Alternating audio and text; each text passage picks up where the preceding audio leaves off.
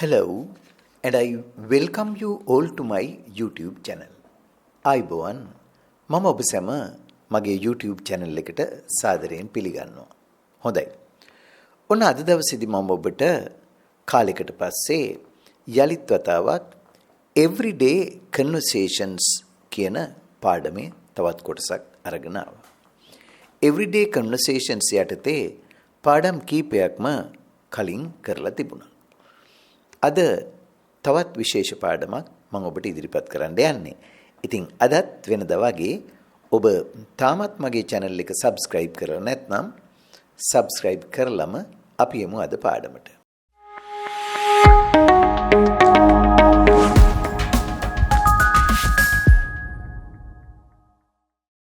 හොඳයි. අද අපි විශේෂ දෙයක් කතා කරමු. Many students tell me, Sir, I know English words, but I don't know what to say in real life. Sir, I know English words, but I don't know what to say in real life. බොහෝ සිසු මට කියනවා, sir, මම ඉංග්‍රීසි වචන දන්නවා. ඒත් ඇත්ත ජීවිතේ මොනවා කියන්නද කියලා මන් දන්නේ නැහැ. Today, I'll show you ready-made sentences that English speakers use every day. ඉතින් අද මම ඔබට පෙන්වුම් කරන්න යන්නේ නිතර ඉංග්‍රීසි කතා කරන අය භාවිත කරන වාක්‍ය කීපයක්. විශේෂ වාක්‍ය කීපයක්. මේවා විවිධ අවස්ථාවලදී මේ ස්වරූපයෙන්ම භාවිත කරන්න වෙනවා. එහෙමනම් අපි බලමු අද මොනවද අපි ඉගෙන ගන්න වාක්‍ය කියලා. We're starting a new English speaking class tomorrow. This is going to be exciting. පළවෙනි එක. මේ බලන්න. This is going to be exciting. This is going to be exciting. What is the meaning of this? මොකද්ද මේකේ අර්ථය? Something good or interesting will happen soon.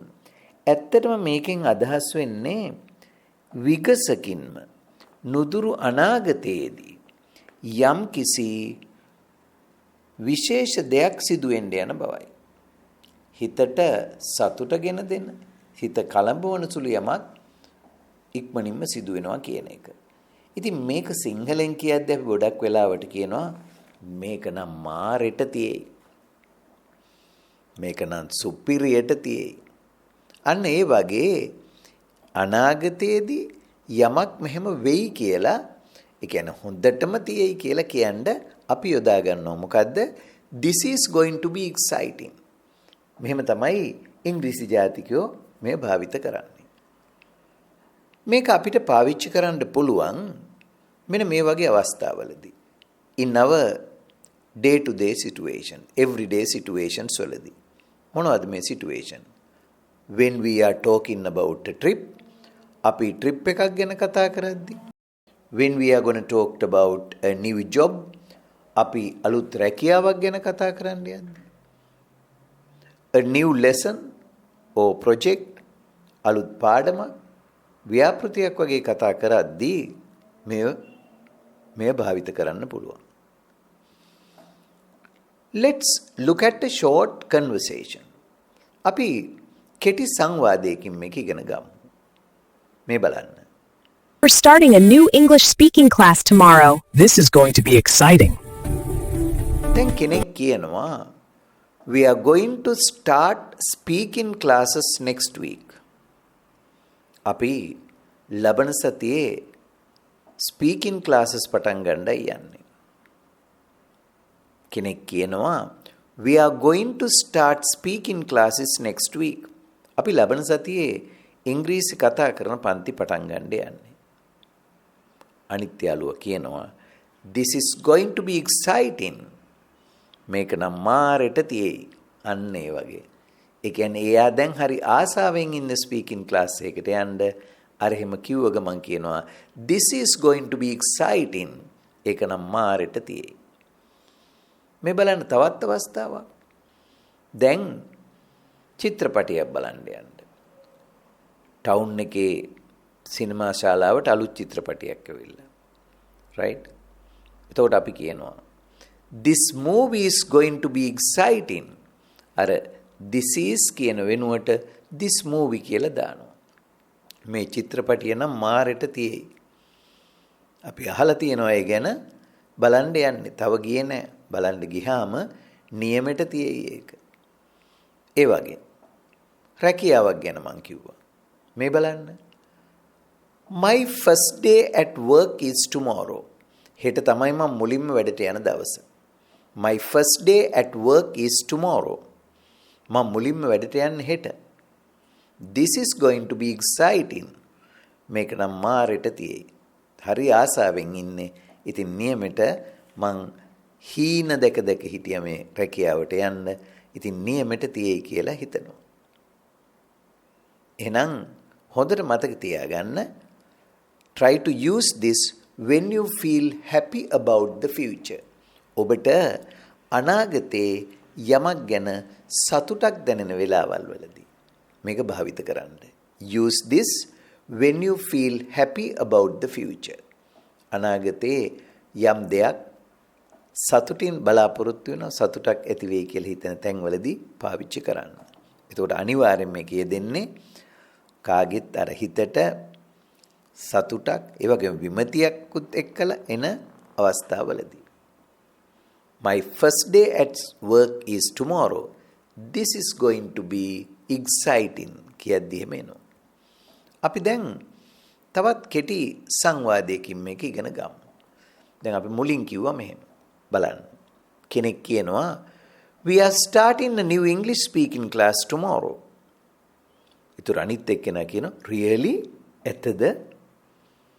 ඊට ඊළඟ යාළුවා ආයෙ කියනවා yes with daily conversations. Oh දිනපතා සංවාදත් එක්කලා. ඒතොරින් දිනපතා සංවාදයක කියද්දි අර මුලින් මේ ඊළඟට කතා කරපු යාළුවට හරි ආසයි හිතෙනවා. එයා කියනවා this is going to be exciting. This is going to be exciting. මේක නම් මාරෙට තියෙයි. නියමෙට තියෙයි කියලා ඔන්න කියනවා. එහෙමනම් අපේ පළවෙනි වාක්‍යය තමයි මොකද්ද? This is going to be exciting. This is going to be exciting. ඉතින් අද ඉඳලා ඔබට ඉදිරියේදී මොකක් හරි නියමෙට තියෙයි. සුපිරියට තියෙයි. අන්න එහෙම කියන්න ඕන උනොත් මොකද්ද කියන්නේ ඉංග්‍රීසියෙන් this is going to be exciting කියලා කියන්න පුරුදු වෙන්න. අද ඉඳලා භාවිත කරන්න. දැන් අපි යමු දෙවැනි වාක්‍යයට. මෙන්න මෙහෙම දේවලුත් අපි කියනවා. It was perfect. It was perfect. දැන් මේක අතීත කාලේ. දැන් going to form එක යොදාගන්න is going කියන අනාගතේ වෙන දෙයක්. was යොදන්නේ අතීතේ වෙච්ච දෙයක්. එහෙනම් අපි it was perfect කියලා කියන්නේ මොකද්ද තේරුම? What is the meaning of this? Everything was very good. No problem. කිසිම ප්‍රශ්නයක් නැහැ. හැම දෙයක්ම හොඳට තිබුණා, හොඳට වුණා වගේ කියද්දි අපි කියනවා මොකද්ද? It was perfect. It was perfect කියලා. How was the meal? It was perfect. අපිට after a class පන්තියකට පස්සේ after a meeting රැස්වීමකට පස්සේ after a meal කෑම වේලකට පස්සේ after a trip ඔය වගේ මොකක් හෝ දෙයක් සිදු වෙලා අවසන් වුණාට පස්සේ ඒක නම් නියමෙට තිබුණා කියලා කියන්නේ. ඒතකොට අතීතේ හැම දෙයක්ම හරියටම සුපිරියට කෙරුණා. එහෙම නැත්නම් නියමෙට තිබුණා කිසිම ප්‍රශ්නයක් නැහැ කියන අදහසින් තමයි අපි it was perfect කියලා කියන්නේ. සිංහලේ නම් හරියට ඒක නියමෙට තිබුණා. කිසිම අඩුපාඩුවක් නැහැ කියන අදහස. මොන වගේ තැන්වලද කියන්නේ? after a class, after a meeting, after a meal, or even after a trip. trip එකක් ගිහිල්ලා ඇවිල්ලා කොහොමද ඔයාලගේ trip එක? How was the trip? කොහොමද චාරිකාව? It was perfect. ඒක නම් සුපිරියට තිබුණා. නියමෙට තිබුණා කියනවා. දැන් බලමු කෙටි සංවාදයක්. දැන් මුලින්ම අපි ගත්තනේ after a class පන්තියකින් පස්සේ යාළුවෙක් මෙහෙම අහනවා. How was your English lesson? කොහොමද ඔයාගේ ඉංග්‍රීසි පාඩම? How was your English lesson? It was perfect. ඒක නම් නියමෙට තිබුණා. ඔන්න කියන විදිය මතක තියාගන්න. It was perfect. මේ තවත් උදාහරණයක්. The exam paper was easy. It was perfect. විභාග ප්‍රශ්න පත්‍රය හරිම ලේසි. It was perfect. නියමෙට තිබුණා, කිසිම අඩුවක් නැතුව කරන්න පුළුවන් වුණා. තවත් අවස්ථාවක්. අපි හෝටලයක නැවතිලා. කවුරු හරි කෝල් එකක් දීලා අහනවා. එහෙම නැත්නම් හෝටලේ ඉඳලා ආවට පස්සේ කෙනෙක් අහනවා කොහොමද හෝටල් එකේ රූම් එක? How was the hotel room? The hotel room was perfect. හෝටලේ කාමරේ නම් නියමෙටම තිබුණා. කිසිම අඩුපාඩුවක් නැහැ. කිසිම ප්‍රශ්නයක් නැහැ. The hotel room was perfect. ඉතින් මතක තියාගන්න මෙන්න මේ අදහස තව ටිකක් වැඩි දියුණු කරලා මෙහෙමත් කියන්න පුළුවන්. ඔය perfect කියන වචනෙට මුලින් absolutely කියලා දාන්නත් පුළුවන්. It was absolutely perfect කියලා ඕනනම් කියන්නත් පුළුවන්. ඒක නම් ආයි superiorටම තිබුණා. තවත් ටිකක් තීව්‍ර කරන්න අපිට කියන්න පුළුවන් it was absolutely perfect. ඒක නම් නියමෙටම තිබුණා කියලා කියන්න. අපි ඒකෙදිත් කෙටි සංවාදයක් ගමු. How was your interview? කොහොමද ඔයාගේ සම්මුඛ පරීක්ෂණය? How was your interview? කොහොමද ඔයාගේ සම්මුඛ පරීක්ෂණය? It was very nervous. මම පොඩ්ඩක් කලබල වුණා. And how did it go? කොහොමද ඉන්ටර්විව් එක ගියේ? කොහොමද පැවැත්ුනේ? It was perfect. හැබැයි ඉතින් මන් ටිකක් චකිතකින් වගේ ගියාට it was perfect. නියමෙට කෙරුණා. ඉන්ටර්විව් එක ඉවරනකොටයි මට ඒක තේරුනේ. හරිම ලස්සනට ඉන්ටර්විව් එක කෙරුණා. It was perfect. ඔන්න දැන් අපි වාක්‍ය දෙකක් ඉගෙන ගත්තා. මොනවද දෙක? This is going to be exciting. මේක නම් මාරෙට තියෙයි. It was perfect. ඒක නියමෙට තිබුණා අතීත කාලේ. How was the meal? It was perfect. අපි මු තුන්වෙනි වාක්‍යයට. සමහර අවස්ථාවලදී ඉංග්‍රීසි කතා කරන අය මෙන්න මේ වාක්‍ය භාවිත කරනවා. ඔබ ඔය චිත්‍රපට බලද්දී, novels නවකතා කියවද්දී, movies වලදී මේක movies වලදී ඇහි නවකතා කියවද්දී ඔයාලට දැක ගන්න පුළුවන් වෙයි. Things aren't what they used to be. ඔන්න මතක තියාගන්න. Things aren't what they used to be. මෙතන කියන්නේ මේකේ අදහස එන්නේ things have changed. The past was different කියන එක. ඒ කියන්නේ හැම දෙයක්ම වෙනස් වෙලා. ඉස්සර වාගේ නෙමෙයි කියන්නේ. ඉස්සර තිබුණ දේ වෙනස් වෙලා දැන්. හරි ඉස්සර වගේ නෙමෙයි දැන් දේවල්. එහෙම නැත්නම් ඒ කාලේ වාගේ නෙමෙයි දැන් කියන අරුතෙන්. අපි කියන්නේ දැන් ඉස්සර වගේ නෙමෙයි යන්නේ. අන්න ඒ වගේ කියද්දී things aren't what they used to be. තව දුරටත් පැහැදිලි වෙන්නේ මෙන්න මේ වගේ අවස්ථාවල. අපි ගමු මේ මොන වගේ අවස්ථාවලදී මේවා පාවිච්චි කරන්නේ. Everyday situations. Talking about prices. විවිධ දේවල් වල මිල ගණන් කතා කරද්දී. ඒ වගේම talking about education. අධ්‍යාපනය ගැන කතා කරද්දී. ඉස්සර අධ්‍යාපනයයි දැන් අධ්‍යාපනයයි ගැන. Talking about society or life. සමාජය ගැන කතා කරද්දී සමාජයත් ඉස්සරට වඩා වෙනස් වෙලා. ජීවිතය ගැන කතා කරද්දී ජීවිතයත් වෙනදට වඩා වෙනස් වෙලා. ඉතින් අපි කෙටි සංවාදයකින් ඉගෙන ගමු. Life is very expensive now. ජීවිතේ හරි වියදම් අධිකයි දැන්. ජීවිතේ හැම දෙයක්ම හරිම වියදම් අධිකයි. Expensive now. එතකොට අනිත් එක්කෙනාගෙන yes things aren't what they used to be. ඕවනේ ඉස්සර වගේ නෙමෙයි දැන් දේවල්. අන්න ඒකයි අදහස. ඉස්සර වගේ නෙමෙයි දැන් තියෙන දේවල්. දැන් ජීවිතේ ඉස්සර වගේ ලේසි නෑ. දැන් ගොඩාක් සල්ලි ඕන. හරි වියදම්. ඉස්සර වගේ නෙමෙයි දැන්. things aren't what they used to be. ඒ වගේ මේ බලන්න. Education isn't easy now. අධ්‍යාපනයක් දැන් ලේසි නෑ. Things aren't what they used to be. ඉස්සර වගේ නෙමෙයි දැන්. අධ්‍යාපනයත් ලේසි නෑ. ඒ වගේ ළමයි ගැන කතා කරද්දී children are different today. අද ළමයි වෙනස් වෙලා. Things aren't what they used to be. ඕව ඉතින් ඉස්සර වාගේ නෙමෙයි. හැමදේම වෙනස් වෙලානේ. ඉතින් ළමයි විතරක් වෙනස් නොවී ඉඳී. ඉස්සර ළමයි වැඩිහිටියන්ට ගරු කරනවා හොඳට. ගුරුවරුන්ට ගරු කරනවා. අද නිකන් එහෙම තත්ත්වයක් දකින්න නැති වෙනකොට අපි කියනවා things aren't what they used to be.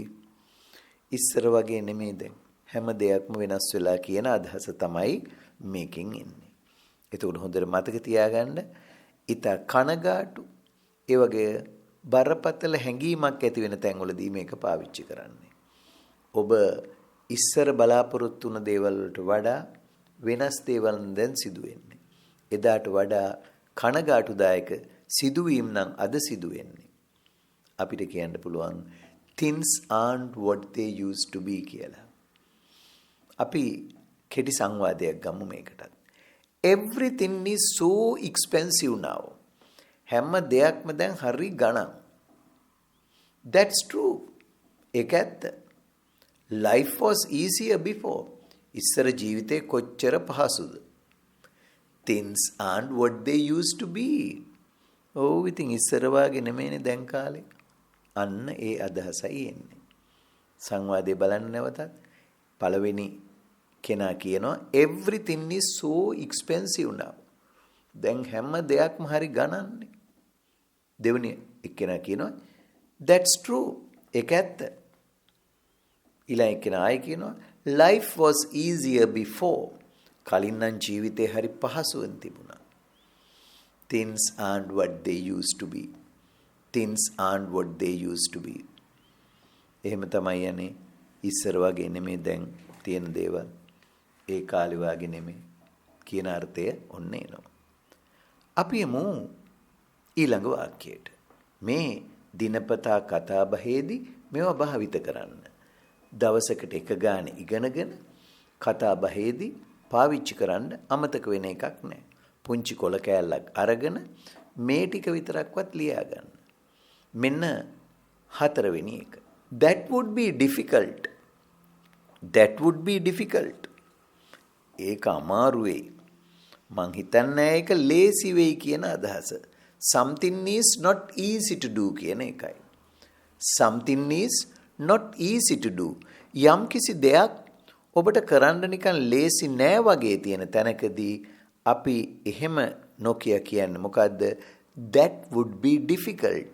That would be difficult. මොකද්ද කියන්නේ? ඒක අමාරු වෙයි. මං හිතන්නේ ඒක ලේසි වෙයි කියන අදහසක් තමයි එතන ඉන්නේ සිංහලට ගත්තම. මම අර කලින් කිව්වේ direct translation එක. That would be difficult. ඒක අමාරු වෙයි. හැබැයි අපි සිංහලෙදී ඔක අර සිංහල භාෂාව විදිහට අපේ හැඟීම ගන්නෙ මොකද්ද? මං හිතන්නේ ඒක ලේසි වෙයි කියන අදහසක් තමයි එන්නේ. Something is not easy to do. ඉතින් අපි මේකෙදිත් ගම්මු දිනපතා සිදුවීම් කීපයක්. දැන් කවුරු හරි කෙනෙක් මොකක් හරි අපෙන් ෆේවර් එකක් ඉල්ලද්දි උදව්වක් ඉල්ලද්දි. When someone asks for a favor. When a plan is not possible. සැලසුමක් තියෙනවා. ඒ සැලසුම ටිකක් කරන්න නොහැකි තැන් වලදී කියන්න පුළුවන්.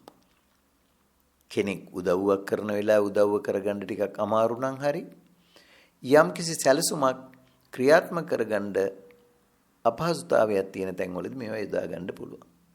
මේ බලන්නකෝ conversation එකක් පොඩි. Can you finish this work today? ඔයාට පුළුවන්ද මේ අද මේ වැඩ ඉවර කරන්න? Can you finish this work today? ඔයාට අද මේ වැඩ ඉවර කරන්න පුළුවන්ද? That would be difficult.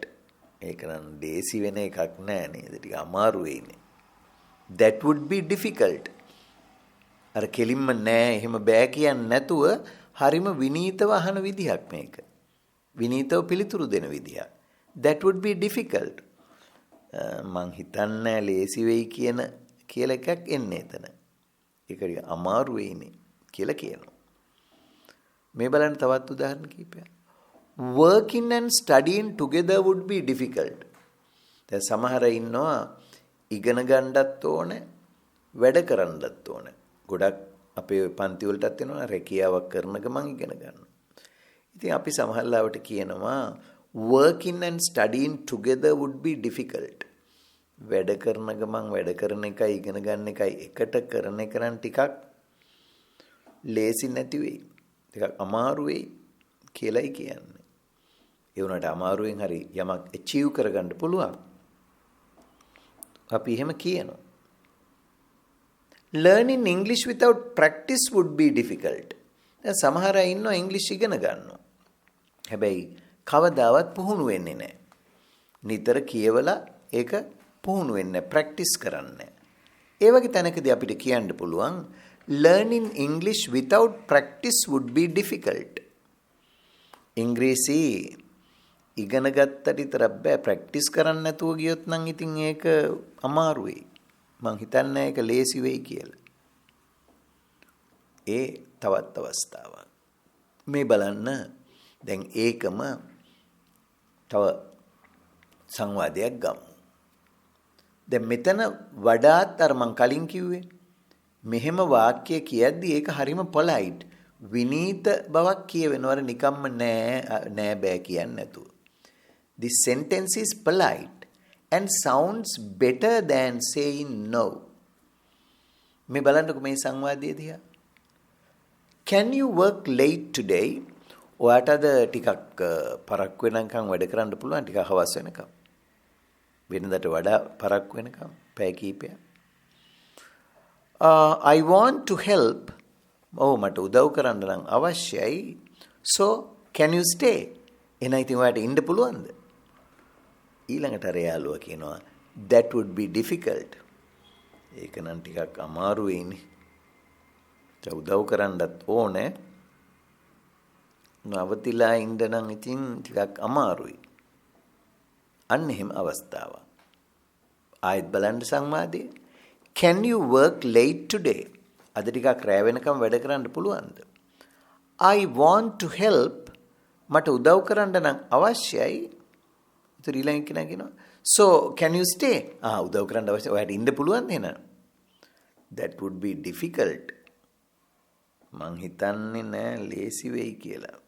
අන්න එහෙම අදහසක් එතනින් කියවෙනවා. right. අපි එමු ඊළඟ අවස්ථාවට. මේ බලන්න. Speaking English is easy. It's not so easy, you know. It's not easy, you know. අන්න තවත් ප්‍රකාශයක්. ගොඩක් ඉංග්‍රීසි අය කතා කරද්දි මේවත් භාවිත වෙනවා. මොකද්ද? It's not so easy, you know. It's not so easy, you know. මේ you know කියන එක ඔබට ඇහිලා ඇති ගොඩක් ඉංග්‍රීසි අය කතා කරද්දි යොදා ගන්නවා. මොකද්ද මේකේ අදහස? ඔයා හිතන තරම් නැත්නම් එච්චර ලේසි වෙන්නේ නැහැ කියන එකයි. අර you know කියන ඔයා දන්නවද? ඒ අදහසක් නෙමෙයි එතන එන්නේ. හරි? It's not so easy, you know.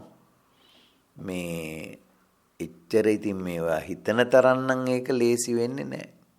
ඔයා හිතන තරම් නම් ඒක ලේසි වෙන්නේ නැහැ කියන එකයි. හරි? You know මේ you know කියන එකෙන් වාක්‍ය අර ටිකක් මිත්‍රශීලී බව ස්වාභාවික බව ඇති කරන්න තමයි මේ you know කියන එක දාන්නේ. You know makes the sentence sound natural and friendly. ඔය අගට දාපු you know කියන කෑල්ල අපි පාවිච්චි කරන්නේ මේක ස්වාභාවික බවක් මේ කතාවට එකතු කරන්න. මිත්‍රශීලී බවක් එකතු කරන්න. නැත්තම් it's not easy කිව්වහම it's not so easy කිව්වහම ඇති. හැබැයි ඉංග්‍රීසි කතා කරන අය අගට you know කියලා දානවා. එහෙනම් නැවතත් බලන්න. Managing time is not so easy, you know.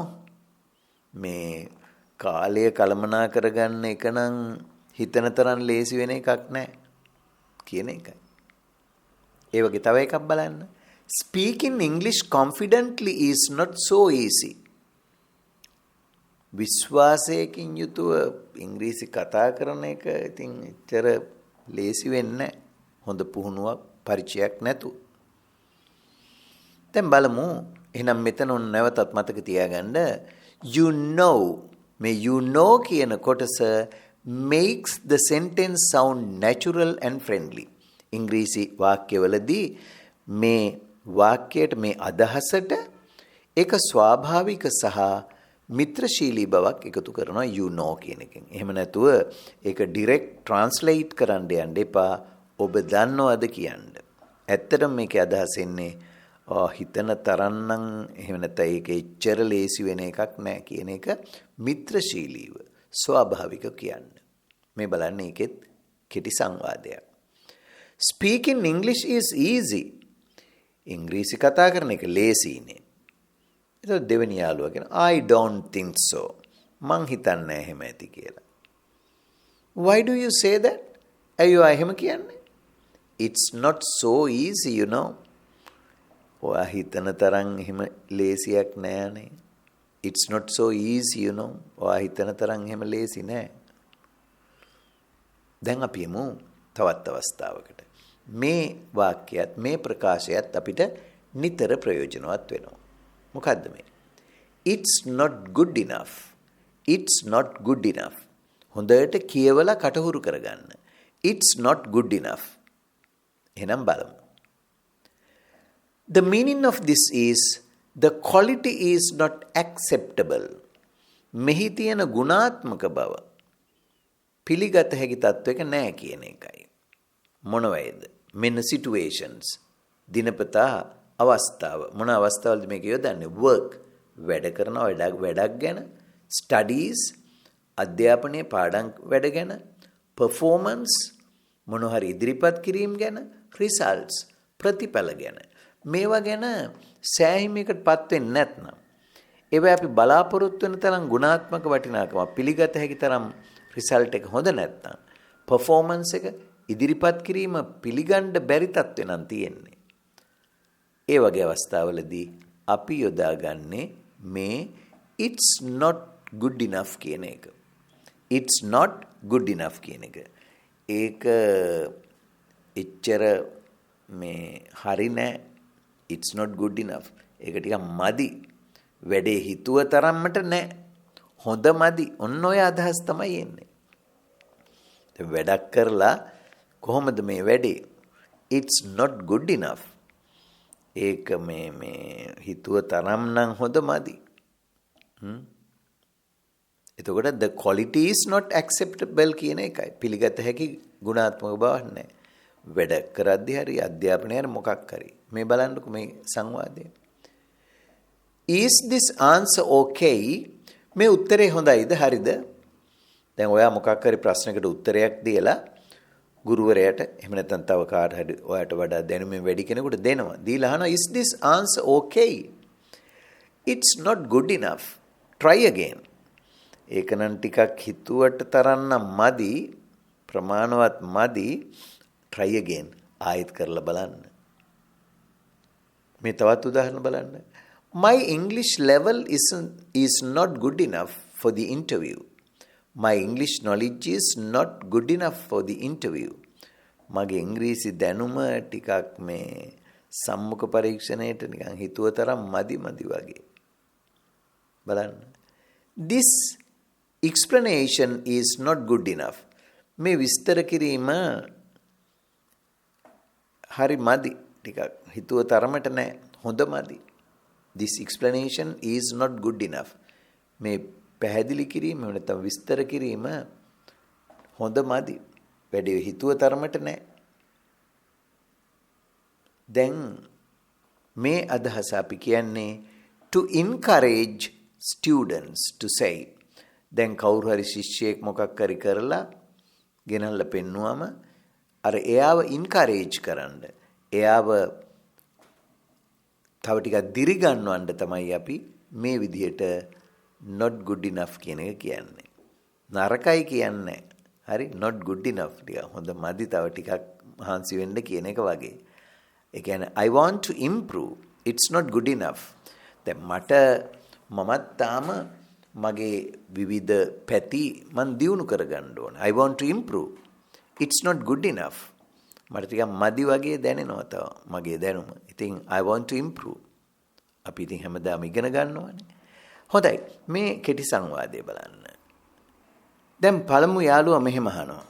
Is my presentation okay? මගේ presentation එක හොඳද?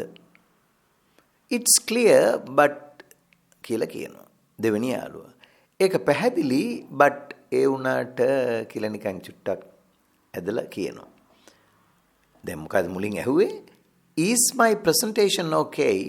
මගේ presentation එක හොඳද? It's clear but ඒක පැහැදිලි ඒත් කියලා නවත්තනවා. එයා මොකුත් කියන්නේ ඒක පැහැදිලි ඒත් කියලා පොඩි අඩුවක් නේ ඒත් කියලා කිව්වම. It's clear but එතනනේ but what? ඒත් කියන්නේ මොකද? It's not good enough. ඒක ටිකක් තව ඩෙවලොප් කරන්න ඕන ටිකක් මදිනේ ඒක. It's not good enough. ඒක මදි නෙමේ. මම හිතපු තරම්. අන්න එහෙම. ඒතකොට මේක ඇත්තටම කියන්නේ ටිකක් දිරිමත් කරන්න. ඒක නේද කිව්වේ it is clear but කියලා නැවැත්තුවේ. ඒ කියන්නේ පැහැදිලි හැබැයි it's not good enough. ඒක තව ටිකක් ඉතින් චුට්ටක් එහෙම හදාගත්තා නම් හරි හොඳයි. නරක නෑ. ටිකක් නරක නෑ කියන්නේ. නරකයි කියන්නේ. ඒක ටිකක් හොඳ මදි කියලා කියන්නේ. නරකයි නොකිය.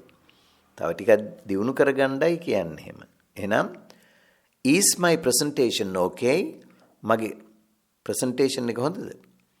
It's clear but ඒක පැහැදිලි ඒත් but what? ඒත් මොකද්ද? අර දැන් බලන්න කතා කරලා ඒවයි කොටස උතන. දැන් කවුරු හරි ඒ වුණාට ඒතර but කියලා කිව්වහම අපි යන but what? ඒ වුණාට කියන්නේ මොකද්ද? It's not good enough. It's not good enough. ඒක මදි. වැඩේ හිතුව තරමට නෑ කියන එකයි. හිතාගෙන හිටියේ ඔය ඊට වඩා තව ටිකක් හොඳට ප්‍රසන්ටේෂන් එක කරයි කියලා. හැබැයි ඉතින් නරකම නෑ. It's clear පැහැදිලි but it's not good enough. ඒක අර හිතපු තරමටම ඇවිල්ලා නෑ. හොඳ මදි. මදි ඒක. හරි. ඉතින් ඔන්න everyday conversations යටතේ අද මම ඔබට වාක්‍ය වර්ග 6ක් ඉගෙනුවා. මේ 6 හොඳින් පාඩම් කරගෙන මේ මම සඳහන් කරපු අවස්ථාවලදී ඒ වගේ සිටුේෂන්ස් වලදී පාවිච්චි කරන්න උත්සාහ ගන්න. මං හිතනවා ඔබ මේ ටික සටහන් කරගන්න ඇති කියලා. එහෙමනම් අදත් සමුගන්න මත්තෙන් මම ඔබෙන් ඉල්ලා සිටිනවා ඔබ තාමත් මගේ channel එක subscribe කරලා නැත්නම් දැන්මම subscribe කරන්න. ඒ වගේම අද පාඩමත් හොඳයි කියලා හිතෙනවා නම් like එකකුත් දාලා මේ පාඩම් ඔබේ යහළු යෙලියෝ සමග share කරගන්න අතරම පාඩම් පිළිබඳ ඔබේ අදහස්, උදහස්, යෝජනා ඒ වගේම චෝදනා උනත් තිබෙනවා නම් පහළ comments වල දාන්නත් අමතක කරන්න එපා. හොඳයි. ඉතින් ආයෙත් තවත් මේ වගේ everyday conversations පාඩමක් අරගෙන ඔබ හමුවට එන බලාපොරොත්තුෙන් අදට සමු ගන්නවා. Goodbye and good luck.